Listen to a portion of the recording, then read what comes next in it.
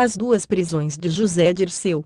Às vésperas do aniversário da República, o Supremo Tribunal Federal, STF, ordenou a prisão de José Dirceu, entre outros condenados pelo chamado crime do mensalão.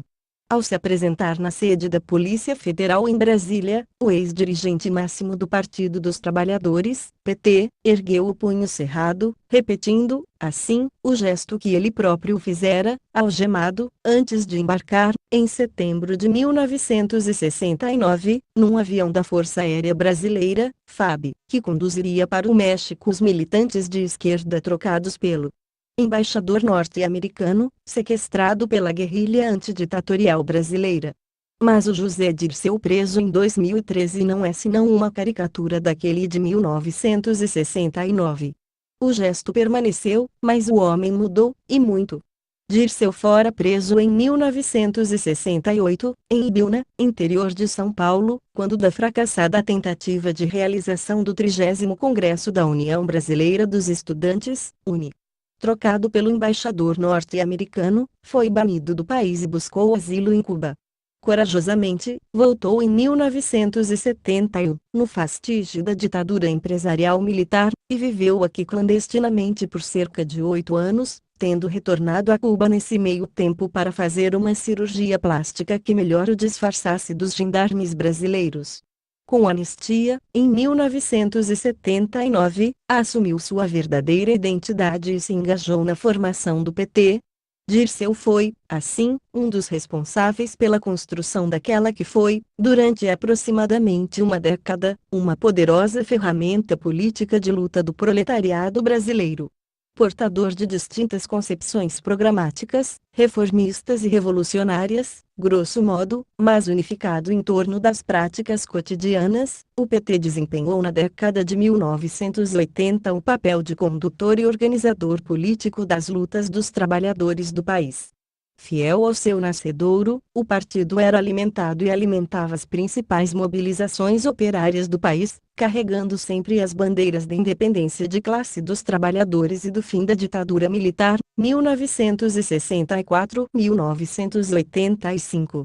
Diretamente responsável pela fundação, em 1983, da maior central sindical da história do país, a Central Única dos Trabalhadores, CUT, o PT mantinha também ligações orgânicas com a reorganização dos trabalhadores do campo, que se traduziria na criação, em 1984, do Movimento dos Trabalhadores Rurais Sem Terra. O MST. Depois de quase 2 décadas, importantes setores das massas trabalhadoras da cidade e do campo acordavam do pesadelo iniciado em 1964. Entretanto, nessa nova fase de seus combates, os trabalhadores brasileiros contavam com um instrumento político incomparavelmente superior às que possuíram na etapa populista. Por mais que entre os defensores de uma feição reformista para o PT, como Dirceu, existissem aqueles mais suscetíveis às pressões do Estado capitalista, durante quase toda a década de 1980 o partido manteve seu eixo eleitoral parlamentar subordinado à sua atuação no movimento operário popular. Isso significa dizer que a participação do PT nos processos eleitorais se realizava como uma forma de expressão, na esfera institucional, das demandas do movimento popular organizado. As políticas defendidas pelos candidatos petistas possuíam um forte lastro com as propostas defendidas pelos setores mais conscientes da classe trabalhadora. A prática política do PT se ancorava, portanto, na atuação de seus militantes junto aos trabalhadores, que naquele momento avançavam qualitativamente em sua organização sindical e política. Assim, os cargos públicos obtidos pelos candidatos do partido eram encarados como mandatos pertencentes aos setores populares que organizadamente haviam construído as candidaturas de suas lideranças sociais e políticas. Diferentemente do que ocorreria depois, os organismos de base do partido gozavam de um relativo controle sobre os parlamentares eleitos, o que diminuía consideravelmente as chances de que estes últimos se autonomizassem das bandeiras políticas com as quais haviam se eleito e adotassem as práticas de congressamento que imperavam, e imperam, no Congresso Nacional, como o mensalão, certamente não inventado pelo PT. Nos anos 1980, não foram poucos os burgueses e seus prepostos políticos que perderam noites de sono em função do PT. Provavelmente, Dirceu estava entre os protagonistas dos pesadelos noturnos. As eleições municipais de 1988 começariam a alterar significativamente a natureza e o funcionamento do partido. Além de aumentarem 6 vezes o número de vereadores eleitos em 1982, o PT elegeu seus candidatos em 36 prefeituras. Contudo, pela primeira vez, o PT conquistava prefeituras de peso e visibilidade nacional, como as de Porto Alegre, RS, Vitória, ES, e São Paulo, SP, a maior cidade da América do Sul. Ampliavam-se consideravelmente as áreas de fronteiras do partido com o Estado. Ocupando postos executivos, PT experimentava agora o papel de administrador das instituições republicanas brasileiras, e via-se imerso em estruturas historicamente consolidadas por negociatas, corrupção e outras práticas de governo do capitalismo. Por detrás do sonho dos reformistas do PT, liderados por Dirceu, de implementar uma outra forma de governar, o modo petista de governar, iniciava-se, de forma localizada, a experiência do PT como gerente do capitalismo brasileiro, posição que o partido ocupa, desde 2003, em âmbito nacional. O aumento significativo das zonas de interseção entre o PT e o Estado brasileiro se constituiu no principal fator da degeneração partidária. Iniciada substancialmente nas eleições municipais de 1988, a ocupação de postos e cargos públicos pelos dirigentes petistas estendeu-se em nível estadual ao longo da década seguinte, aumentando a dependência material do partido perante o Estado capitalista. A administração de recursos financeiros do Estado por parte de dirigentes petistas, em grande parte adeptos de concepções não revolucionárias, criou as condições propícias à formação de uma camarilha burocrática, liderada por Lula e Dirceu. Centenas, e depois milhares de militantes, foram afastados de seus locais de atuação, fábricas, escolas, bancos, hospitais etc., e absorvidos por gabinetes parlamentares e secretarias públicas. Reuniões e acordos com empresários e banqueiros tornaram-se suas novas tarefas. Surgiu, como declarou César Benjamin, um contexto muito favorável à burocratização, cuja lógica capturou milhares de quadros, parlamentares, prefeitos, assessores, ou pessoas desejosas de vir a ser parlamentares, prefeitos e assessores. 2.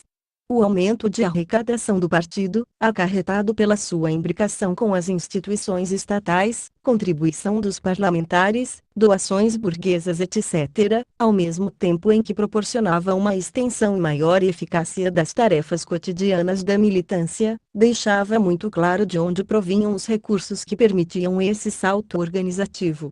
Os reformistas liderados por Dirceu, que sempre tiveram a faca na mão, tinham agora também o queijo, do qual poderiam fazer uso das fatias para cooptar parcela substantiva dos militantes.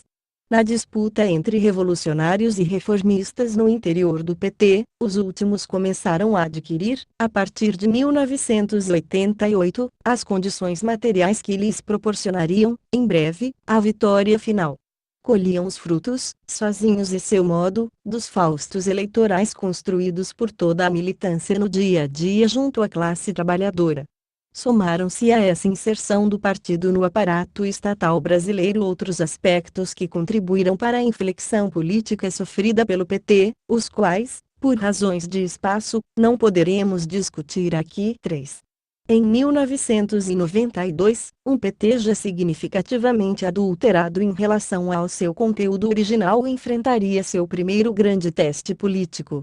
Quando as massas juvenis saíram às ruas para derrubar Fernando Collor de Mello, e quando sua queda era quase inevitável, a direção petista, com Dirceu à frente, encarregou-se de se mostrar como alicerce da institucionalidade democrático-liberal, defendendo a posse do vice-presidente Itamar Franco, apresentando, assim, limites claros ao movimento contestatório. Não satisfeitos, Dirceu e Cia não hesitaram em expulsar a Convergência Socialista, CS, devido ao grave crime cometido pela corrente, defender o fora Collor quando a direção do PT ainda não havia aderido a esta bandeira. Em termos históricos, no que se refere à história do Partido dos Trabalhadores, tal expulsão significou o início de um processo de exclusão dos setores militantes que não mais poderiam ser tolerados por um PT que se tornava a cada dia mais adaptado à ordem do capital. Esse processo de expurgo teria fim pouco mais de 10 anos depois com a expulsão dos radicais, desta vez pelo também grave crime de terem votado contra a reforma neoliberal da Previdência levada a cabo pelo governo Lula em 2003. No meio do caminho, isto é, entre 1992 e 2003, muitas correntes e elementos da esquerda partidária ou se afastaram do partido, ou se adaptaram também ao aparato estatal e subordinaram-se à cúpula dirigente comandada por Dirceu. Dirceu foi, assim, um dos principais responsáveis tanto pela construção do PT, quanto pela sua degeneração em um partido da ordem executor de contrarreformas, as quais vêm incontinentemente atacando os direitos dos trabalhadores. Dirceu, portanto, é culpado, sem direito aos tais embargos infringentes, por ter conduzido à expropriação da classe trabalhadora de sua mais importante ferramenta política na história republicana brasileira. Dirceu prestou, com isso, um inestimável serviço à burguesia brasileira. Quando girou o PT à direita nos anos 1990, e quando se apresentou, anteontem, na sede da Polícia Federal, ele já não era mais o arguto o garoto de Biúna, nem tampouco o intrépido revolucionário que escapava pelas ruas de São Paulo e do Paraná das mãos dos sádicos torturadores e assassinos financiados pelo empresariado nacional e internacional. Dirceu já é, outro, e, do ponto de vista da esquerda socialista, se tornou indefensável. Não cabe recurso. Ocorre, entretanto, que foi não o transformismo do PT4 o crime pelo qual Dirceu foi parar atrás das grades nesse aniversário da República. Do mesmo modo, não parece ter sido o seu envolvimento em atividades ilícitas e corruptas o real motivo de sua condenação pelo STF, composto de insignes figuras como Gilmar Mendes e Joaquim Barbosa. Afinal de contas, o tribunal em questão já absolveu ilibados políticos como Collor e Maluf, aliados atuais do PT, vale apontar, nada fez a respeito dos obscuros processos de privatização do governo Fernando Henrique Cardoso e, não satisfeito, já anunciou que não vai anular a votação da reforma da Previdência, a qual, segundo o próprio tribunal, foi aprovada de forma fraudulenta. É como agarrar o ladrão, prendê-lo, mas deixá-lo em posse do dinheiro que roubara da vítima. Incrível a dialética jurídica do STF. A nosso ver, Dirceu está pagando pelo crime de, uma vez encerrado o transformismo do PT, ter sido o principal criador e timoneiro de uma monstruosa máquina partidária capaz de gerir o capitalismo brasileiro melhor, e mais seguramente, do que as próprias representações políticas tradicionais da burguesia brasileira, máquina essa que, por isso, se tornou quase invencível no jogo eleitoral da democracia liberal. Ex-guerrilheiro, vindo de fora dos círculos dominantes, no melhor estilo Outissider, Dirceu, para garantir o sono tranquilo da burguesia brasileira, deu um golpe de mestre nos partidos políticos que essa mesma burguesia brasileira criara. Ao seguir pagando religiosamente a dívida externa, reproduzindo a concentração de renda, freando a reforma agrária e esfacelando os serviços públicos e direitos sociais, para garantir a taxa de lucro das grandes corporações financeiras, industriais e do agronegócio, o PT fez do Partido da Social Democracia Brasileira, PSDB, uma oposição sem programa e sem sentido. Parafraseando Marx, pode-se dizer que é triste o partido que, na oposição, vê o seu programa ser implementado pelo adversário. Contudo, por estratégia de dominação social num país que contava com índices obscenos de desemprego, o PT, ao aceder ao governo federal, aumentou o crédito para o mercado consumidor, ampliou significativamente a distribuição de migalhas via Bolsa Família e abriu concursos públicos, angariando, com tais medidas, um alargamento de sua base social eleitoral. Do ponto de vista do próprio capital, não há, racionalmente, melhor forma de gestão da ordem capitalista contra-reformista. Contudo, se Dirceu logrou conquistar para o PT o apoio do grande capital, que nos pleitos eleitorais financia mais este partido do que seus concorrentes, convém assinalar, parece não ter sido perdoado pelos chefes políticos da burguesia e seus aliados midiáticos. Vertebrado subjetivamente pelos editoriais jornalísticos, o burguês comum, tomado isoladamente, com sua mentalidade tacanha e mesquinha, não é capaz de uma visão política estratégica para sua classe, e não se reconhece na figura de um administrador de esquerda do capitalismo, que outrora pegou em armas contra o Estado e que, há relativamente pouco tempo, empunhava bandeiras vermelhas e defendia greves. O burguês ordinário porta-se, assim, com José Dirceu tal qual um nobre faz com uma revista plebeu que cativou o coração de sua bela filha, não havendo opção, o galante pode até ser aceito na casa, mas não é da família e, na primeira crise conjugal, há que ser posto para fora de onde nunca deveria ter entrado. Por mais que tenha prestado enormes serviços à burguesia brasileira, Dirceu não é um lídimo filho dela e, do mesmo modo que uma empregada doméstica pode até jantar na mesa da sala, mas não deve dar pitacos nas temáticas encetadas na refeição, Dirceu não deveria ter ousado mostrar aos políticos da classe dominante como realmente se defende os interesses desta. Esperto, capaz e jactancioso, Dirceu talvez tenha ido longe demais nos serviços prestados à nossa oligárquica burguesia. Assim, pela segunda vez em sua vida, José Dirceu foi para o cárcere. Mas a história, como se sabe, só se repete como farsa. Se, na primeira prisão, Dirceu era um revolucionário que tenazmente enfrentava a ditadura burguesa, na segunda adentrou a cela na condição de um político burguês togado rejeitado pela própria burguesia que cortejara e ajudara. Além de vingativa, a burguesia brasileira é, por demais, ingrata. José Dirceu foi vítima do próprio regime democrático liberal que ajudou a consolidar no país. Com a domesticação do PT, ajudou enormemente a burguesia brasileira, mas, tendo ido além e feito do partido um vitorioso eleitoral quanto mais contra os partidos genéticos dessa mesma burguesia, não foi salvo pelos imparciais juízes desta. Para os da esquerda socialista, não há o que lamentar, mas tampouco o que comemorar. Deixemos que Arnaldo Jabor e consortes procurem os seus para as histéricas libações nos grandes salões.